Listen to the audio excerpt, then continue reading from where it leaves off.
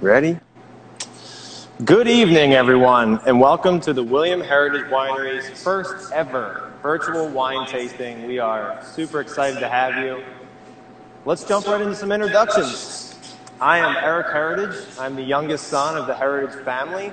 My dad and I are the vineyard managers here at the farm, and I've got two great guests over to my left, practicing some awesome social distancing during this crazy time. We have Kevin and we have Julie. Kevin, why don't we start with you? Our new winemaker. Please tell us how you got into the industry and how you made your way to William Heritage Winery.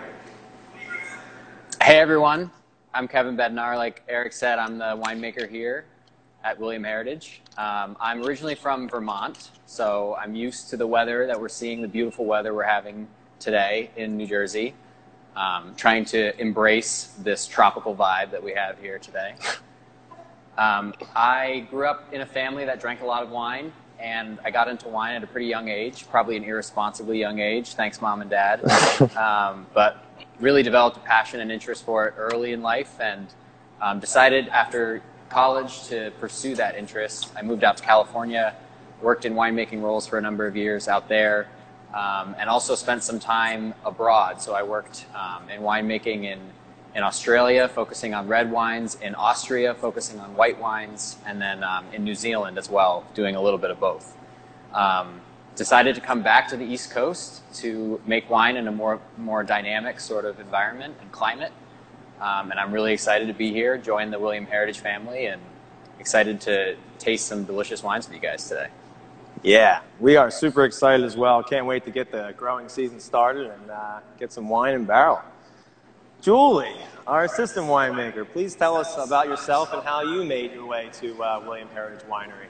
Hey everybody, I'm Julie Pierre, assistant winemaker here at William Heritage Winery. My background originally, I went to college for biology. After that, I ended up getting into organic farming. Then I ended up in the restaurant industry, kind of got interested in wine. I reached out to the Heritage family about a year ago, and they brought me on.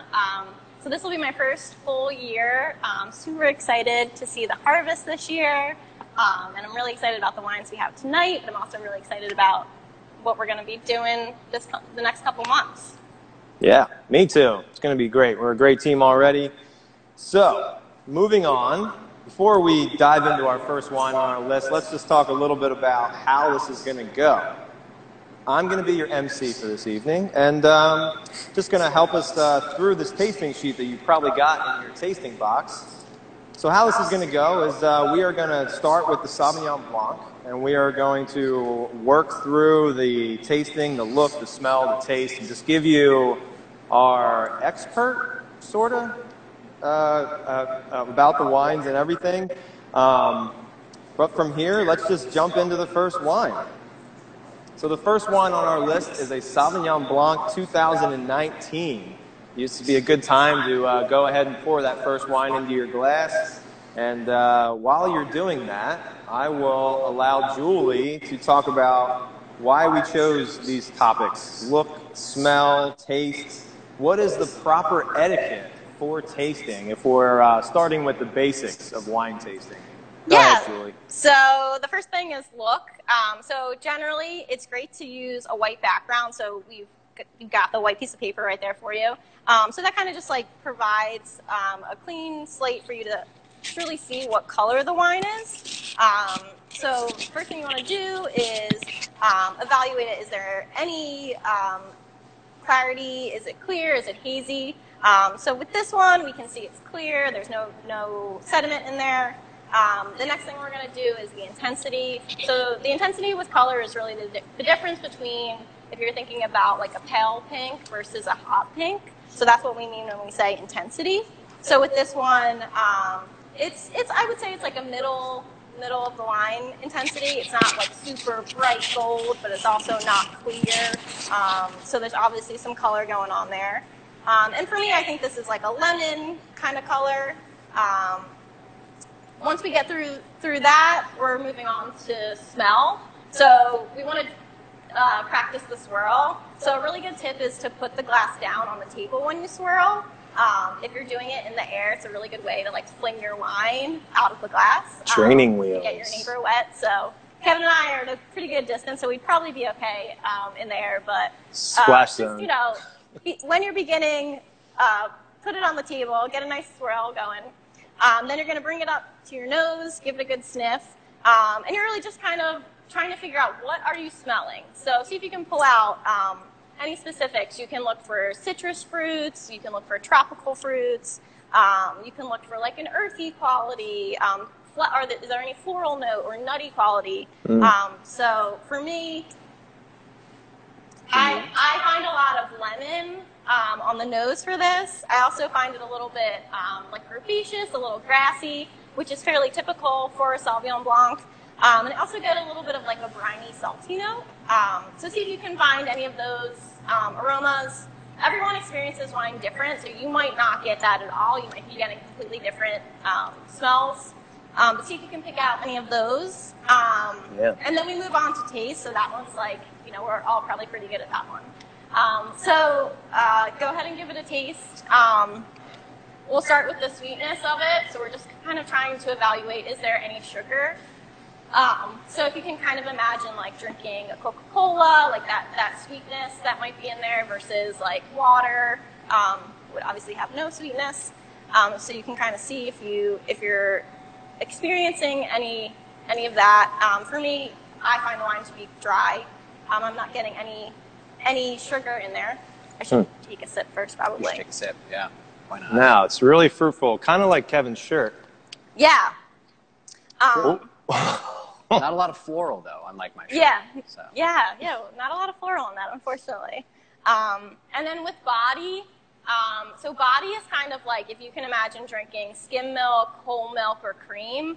That's what we mean when we talk about body with wine. So a light body wine is going to be more of that skim milk. Full body is going to be more of that like creamy, kind of like heavy cream sensation.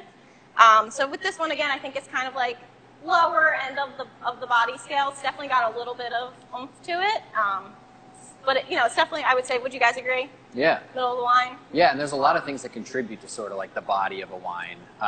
Julie talked about skim milk versus whole milk, but there's also things like tannins, there's things like alcohol and acid, and wine is a very complex matrix, and all of those things contribute to how your mouth picks up the wine and how it feels on your palate. So in this particular wine, it's fairly high in acid, so you can feel that acidity on the finish, a little bite of acidity. It's fairly low in tannin, which contrasts to red wines. So a lot of the tannins in wines come from the grape skins, and when we make white wines, we don't really leave the wine on its skins at all. We're really just pressing the wines off the skins immediately and fermenting the juice. Whereas red wines, we're leaving it in contact with the skins throughout the entire fermentation, which can be anywhere from 5 days to much longer, to weeks. And so that whole time it's extracting those tannins from the skins. So that adds to the body of the wine, and that's part of the reason why white wines tend to be lighter bodied than red wines.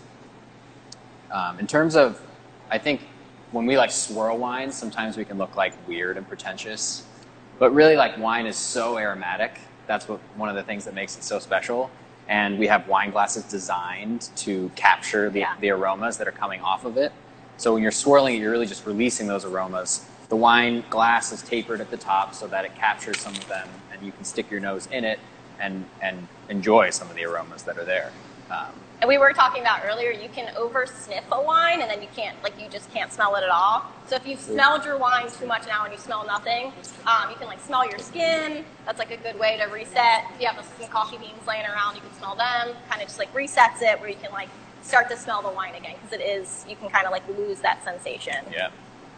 Awesome. Yeah, we have some really good questions coming in. Guys, keep the questions coming. We want to interact with you as much as possible. We have some awesome people behind the scenes that you can't see, but I will mention Rich Heritage has been working tirelessly to get this production to you guys, and we got to thank him.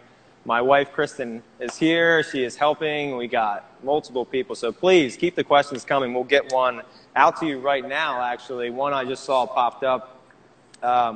is there any oak age on this wine? And I'll resort to Kevin on this one. There is no oak age. This wine is aged entirely in stainless steel, and it was bottled just fairly recently. So it was bottled in February. Yeah, is that right? months ago. Yep. So it didn't spend a lot of time on lees, on the dead yeast cells after fermentation. So pretty quickly after harvest, it was put into bottle and shipped to your door. The last thing too with the flavor, just something else to mention.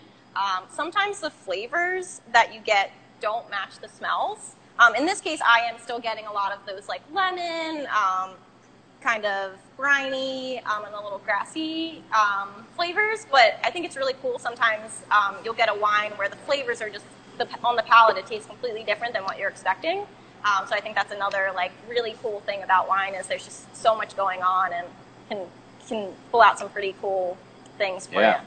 For sure. Like I get sort of similar lemon lime citrus characters on the nose as Julie's talking about, but in the mouth I get a little more juiciness. Kind of reminds me of some tropical fruit, maybe some passion fruit, and a little bit of stone fruit too. So fruit that has pits like peaches and nectarines, those kinds of things. Nice. Oh, that's great, guys. I think we'll get one more personal question in here, and my question to all of us, and I'll start, but when drinking Sauvignon Blanc, where do you picture yourself? So for me, when I'm drinking Sauvignon Blanc, I kind of picture a time when I was in California and I was at a lavender festival and there was bees and all kinds of things flying all over, but I can't forget this Sauvignon Blanc that I drank in that warm weather. The smell of lavender and the Sauvignon Blanc that I was drinking was just phenomenal.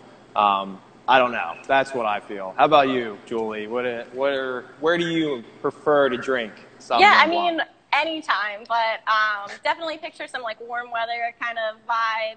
I'm really like wishing for some like blue claw crabs. Oh. So I could definitely see like pairing that with Very with New the Jersey Sauvignon of you. Blanc. Yeah, be like sitting there cracking the crabs for a few hours.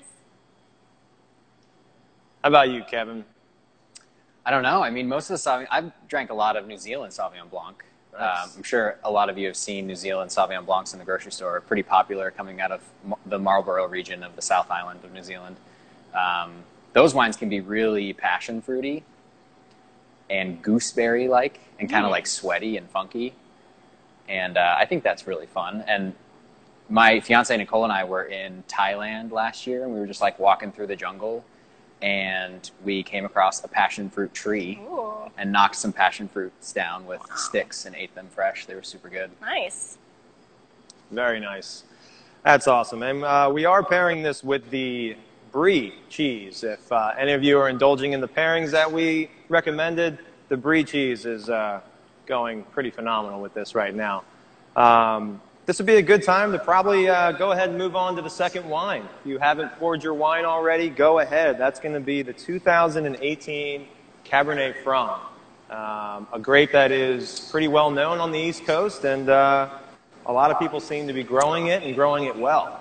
So let's get a little swirl, a little sniff, a little smell.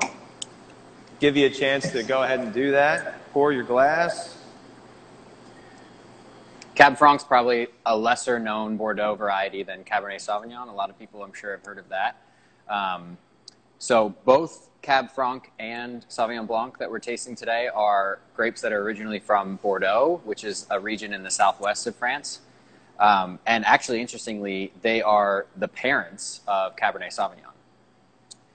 And it was actually a pretty recent crossing, I think in like the 17th century or something in France. So Cabernet Sauvignon has gone from that genesis just a few hundred years ago to now the most widely planted grape in the world.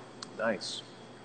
That's really good because someone actually, I just saw it pop up here, someone just asked the question, why does Cabernet Franc grow well here? And I think it is still being discovered a bit, but what we are finding it is definitely a cold, hardy grape. It survives kind of the unpredictable winters we have. Obviously, our winters have been a bit mild, no snow, barely to push at all this year. But yeah, it's a grape that we find that ripens really well, It does get that really nice tannin structure. The fruit just seems to react well in our climate and also withstand some of the more unpredictable factors in our climate. So Cabernet Franc is definitely a grape that we're pursuing a lot more, and you know, it's maybe someday it'll be a part of our, or maybe be the #1 grape in our Bordeaux blend, BDX. So, what do you like about Cabernet Franc, Julie? I love Cab Franc. I think it's a great variety, especially for New Jersey. I like that it has enough of that like tannin to hold up. It pairs really well with food. But I think it's also, it's not so tannic and acidic and overwhelming where you have to have it with food. So I think it works like really in a wide variety of situations, whether you're like out to dinner or you're just like, hey, I just want to sit down and have a glass of wine. And I think it's just the expressions that you can find. Sometimes you find Cab Francs that's super green, super like green pepper. Other times you find more like cherry and violet. So I just think it's a great grape, and I like the wine. So it's the most important part. Yeah. But for this one, I mean, I get a lot of like cherry, vanilla, a little bit of floral as well on the nose. Are you guys finding that as well? Yeah, bright red fruit, sort of raspberry. I mean, there's a little bit of that green character, so a little bit of that green bell pepper. Those occur naturally in the grapes, especially Cabernet Franc. Yeah. That's a class of compounds called methoxypyrazines, and it's the exact same compound that's actually present in green bell pepper that gives it that signature character. And I think, you know, this wine was aged in French oak barrels, 15% new French oak barrels. The rest used French oak barrels for about a year. And so you get some of that sort of tobacco spice that I think melds really well with the fruit and the green character in the wine. Yeah, and I think like for all the tasting notes, like from our tasting sheet, for me, a lot of for body and acidity, I have it like really middle of the line. Tannins, I would say like middle to a little bit lower, and like finish as well. It's just like a really like nice in the middle kind of variety for me, especially like this bottle specifically. Nice. Well, another question that did come up, and we've touched on it just a little bit. We touched on tannins, and now that we've gotten to a red grape varietal, Kevin, can you touch on, someone asked just what tannins are. Can you tell them where tannins come from and exactly how they benefit the wine? Yeah, so tannins are a pretty huge class of compounds that are present in a lot of the fruit that we eat. And they're responsible for a lot of the body characteristics and mouthfeel characteristics that we get from wine and fruit and all sorts of things like that. So if you think about things like astringency or bitterness, all of that comes from tannin in the wine. So for example, it's kind of hard, some of it's hard to describe, and it just takes a lot of practice to really understand it. But if you've ever had an underripe banana, a green banana, it tends to be astringent. So that like drying feeling that it leaves in your mouth, that's astringency. And certain types of tannins are responsible for that feeling in your mouth. And then bitterness comes from another type of tannin. I think most people are a little more familiar with how bitter feels in the mouth. But yeah, so all grape varieties have different amounts of tannin, and there's a lot of things you can do in the vineyard and the winery to influence how much tannin you have in your fruit and then how much tannin you have in your final product. So those are sort of some of the levers that we're constantly pulling in the vineyard and then also pulling in the winery to make the wine as balanced as possible. And we do all, like, you can experience tannin different from the way we experience it. For me, tannins are a lot more textural. So like a big tannin wine, which I think you'll find on our next wine, it's textural for me. So if you can imagine like velvet or sandpaper almost in your mouth, that's also a part of the tannin as well as that like physical texture that you might experience. Yeah, that's awesome. Personally, I'm over here enjoying this cheddar cheese with it. It really enhances the fruit after you enjoy the cheese and then go back to the wine. The cherry flavor is just awesome. This wine really seems to be opening up. Somebody just said that in the comments. I really agree. We've just poured it a little while ago, and it's just tasting phenomenal. One of the better Cab Francs I've had from the 2018 vintage. So, yeah, definitely tried the cheese and the wine. I think we're going to move on to our third wine, which is the 2018 Chambourcin from our vineyard here. So go ahead and pour that wine. And I'll talk a little bit about, while you're doing that, I'll talk a little bit about Chambourcin and how it reacts in the vineyard. It is a hybrid grape. It's not a vinifera. It's not one of the noble grapes that you may recognize, you see in liquor stores. It's mostly grown here on the East Coast, all the way down into Virginia and all the way up to New York. Chambourcin is used in many different ways here at William Heritage. We use it for late harvest Chambourcin. Some of our top blends on the shelf here, Painted Horse. I bet you there's some huge fans of Painted Horse out there. So Painted Horse is the driver for that one. It grows really well. It's one of the darker varietals on our property. We get really nice color and fruit from it. And we found tons of ways just to utilize this grape. Julie, what do you like about Chambourcin? I don't know. I love Chambourcin because, actually, before I started working here, I was not sold on Chambourcin. Me neither. Because it is not a typical wine grape variety. But once you see the realities of growing in New Jersey, so wine grapes, which we call vinifera, are not native to North America. So it's really difficult to grow them here. It's not an ideal climate, especially in New Jersey. You know, places like California have a bit more of a similar climate to places in Europe. But here in New Jersey, it's really difficult. With Chambourcin, it is so much more disease resistant, and we're able to grow it in a more organic kind of, moving towards like more sustainable vineyard management, which is really exciting. And I think it just, once I tasted our Chambourcin, I was like, okay, I get it. I see how Chambourcin can be an important wine grape for New Jersey. I think it can be really fantastic. There's so many different styles that you can do with it. It's got a lot of like fruity, funky, like cool things going for it. So now I'm a really big fan of Chambourcin.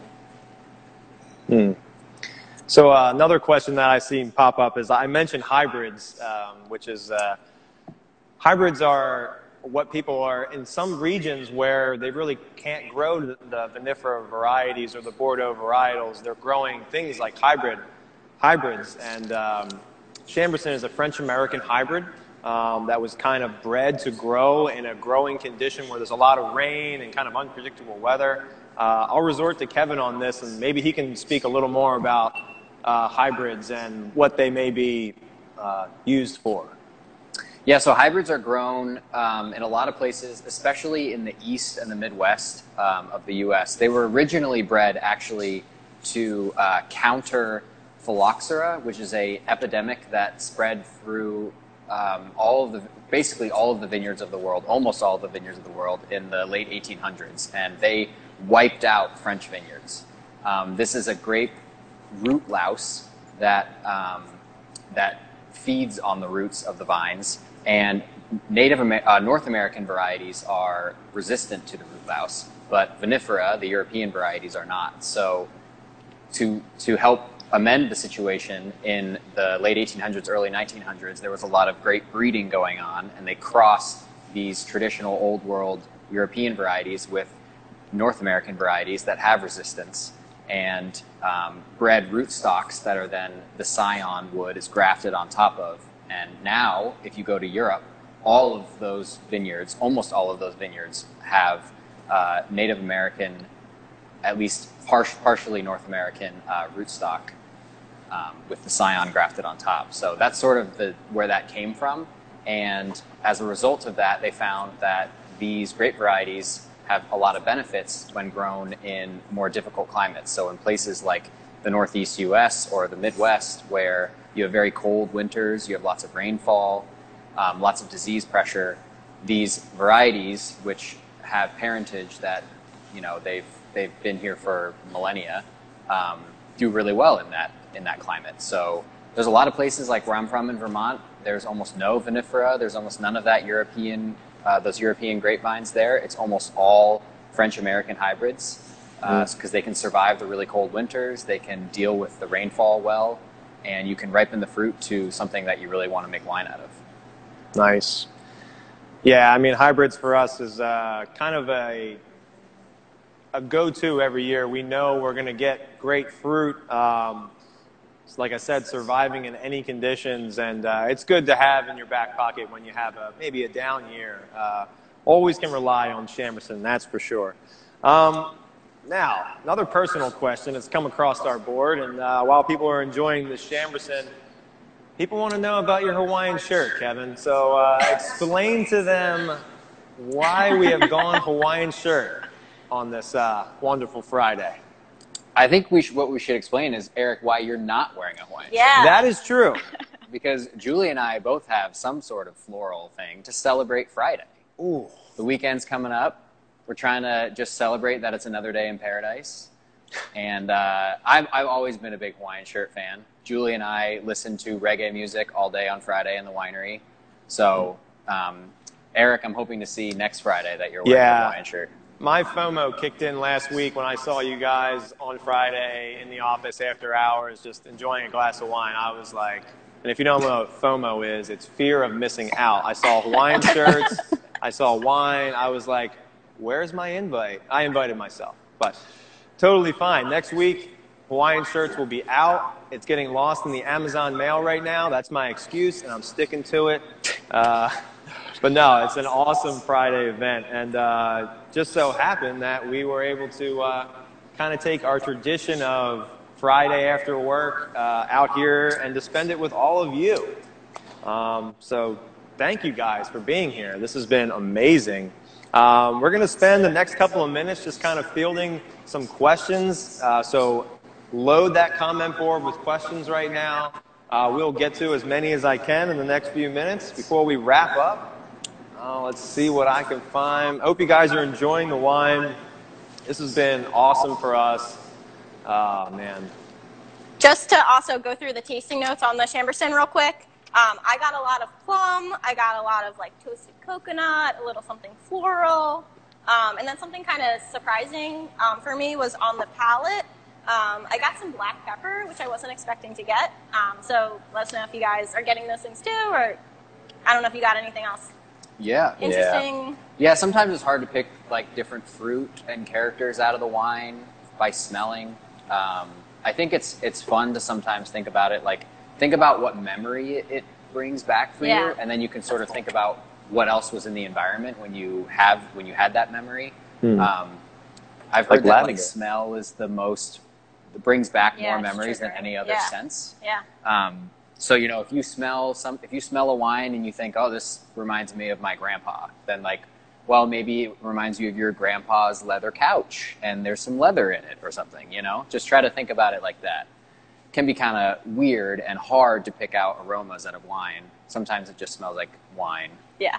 But, totally agree. But there are a lot of aromas in there. And it's always fun to just drink it, too. Yeah, at the end of the day. Yeah. So we do have a really fun question here. If you visited our tasting room, especially on a busy weekend, you might notice there are a lot of wine flights, those wine trees with the glasses stacked from top to bottom. A really fun question that just came through from a username, Amanda Joy 19. It is, what is your dream wine flight? If you had to pick just some wines that you would put in your wine flight, I personally, I'll start out just by saying one of my dream wine flights would probably be from California, Sonoma. Visited there a couple of times. The Heritage family tends to drink a lot of Williams-Sellium. It's a great Pinot Noir that we get out of the Sonoma Valley. Oh, man. What else is there that I really like? Domaine Carneros, some really great sparkling wine. I'd probably put the sparkling at the top. Then maybe a Domaine Chardonnay, and some Pinot Noir, and then probably finish it off with Beneducci's Blueprint. That is, the grape is Blanc. Sorry, the grape is Blanc. One of my favorite wines made here in New Jersey, and that would finish it out for me. How about you, Kevin? I'm a huge Riesling fan. And I really like doing vertical tastings, which is like tasting the same wine. Maybe it's from the same vineyard, or it's at least from the same producer, over a number of different vintages. And Riesling's really cool because it ages super well because of the amount of acid that's in it. And oftentimes there might be a little bit of sugar in it too that helps the wine age. So it transforms so much over the course of its life in the cellar. And it's really fun to drink some older vintages and compare them to newer ones. So I'm a big fan of Mosel Rieslings from Germany. So yeah, Dream Flight would be maybe Nice.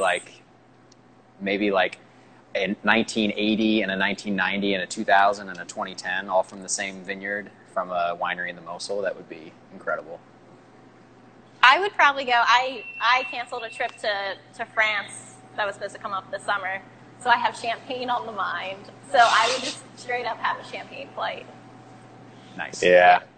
I would agree. Probably champagne and maybe like the other glasses filled with popcorn. That's a really great pairing. If you haven't tried it yet, champagne and popcorn is amazing. If you're Bill Heritage, you're probably a late harvest of some sort, and Oreos. He's always pretty well known for sticking some late harvest on the bar with some Oreos.